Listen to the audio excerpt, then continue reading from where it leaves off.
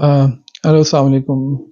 Today's topic is quite important with the context that with a lot of clients now we are seeing is coming from relationship difficulties, especially with their physical relationship with their partners.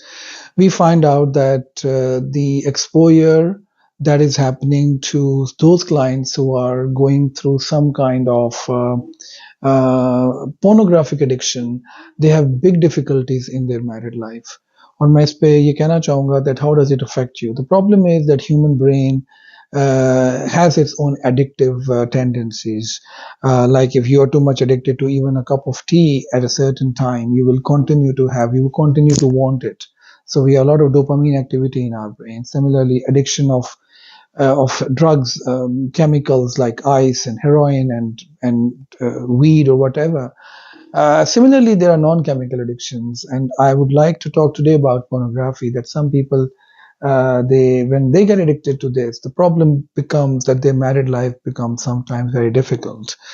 We are facing now some clients who are reporting that their partners are into pornography.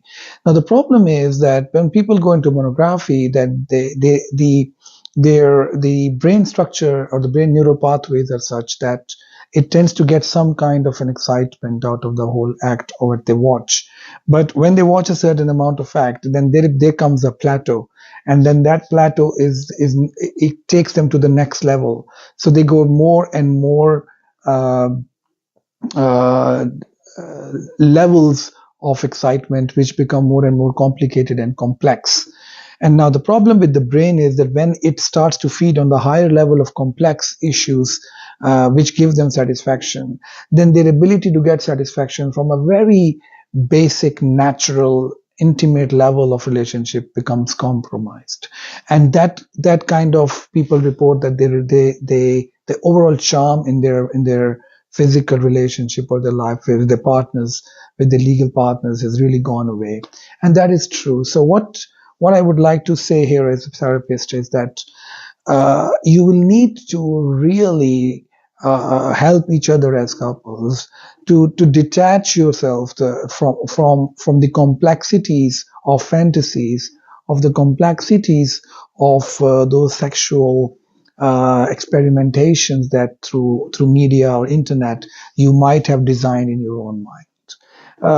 Now, the good news is that this still remains a reversible process.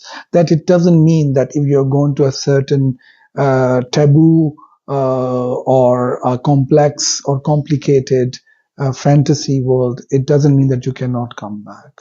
The only thing is that you will have to have help. Professional help could be one, but your partners can really help. So if you think that your partner has gone to that level, you need to talk to them about it. You need to ask them what they really want and feel. And then you have to understand, make them understand that it is so bad, so negative for the overall strength of the relationship, because now the brain functions are not adequately functioning within that level where both of them are, because they're at a different level.